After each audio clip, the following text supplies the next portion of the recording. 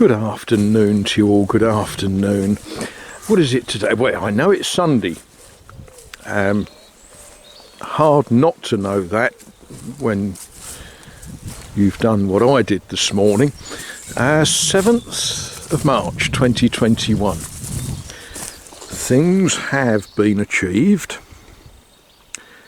The horrible temporary lash-up pipe drain thing is gone, and we're plumbed into the drain properly from the gutter, which is good.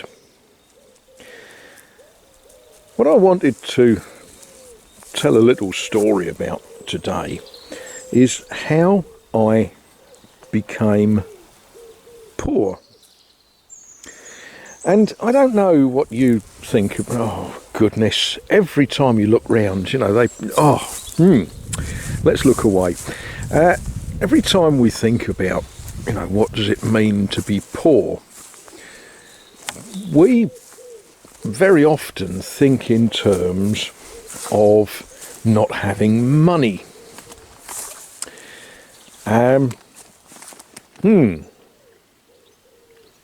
Let's go back a little bit. Here in France, there are many people who don't have a great deal of money. I guess that's true for all countries of the world. And they would classify by some statistical method as being poor. You know, there's perhaps 5 of them in the household, and perhaps their total income from work and from social benefits or whatever is less than a certain amount, and they haven't got various material objects. Now, one of my friends here certainly, by that sort of measure, classifies as poor. He doesn't know that. He doesn't think in those terms. And how poor is he? Well, he's got 5 wonderful sons. They're a good bunch of, boys, young men, excellent characters. He's got a house that, how shall we put this delicately, needs a lot doing to it, but it's a big house, it's a comfortable house, and the rain doesn't come through the roof. And he has got a wife who loves him, and a mother who loves him, and all of those things. But technically, statistically, I guess you have to say yes, he is poor.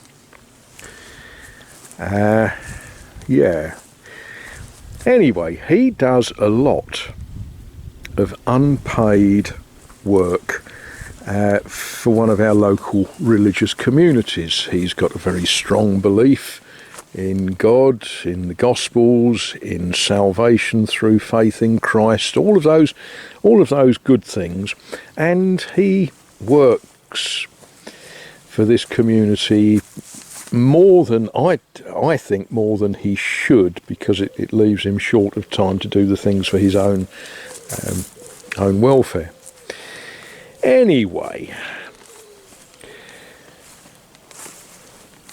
in France, and I guess in many other countries in the world, there are tax benefits for businesses that give things to charity, or give things to the poor, or needy, or whatever.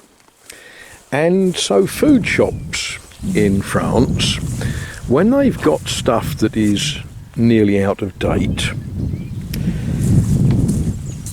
it's good for their business to donate it to a recognised charity.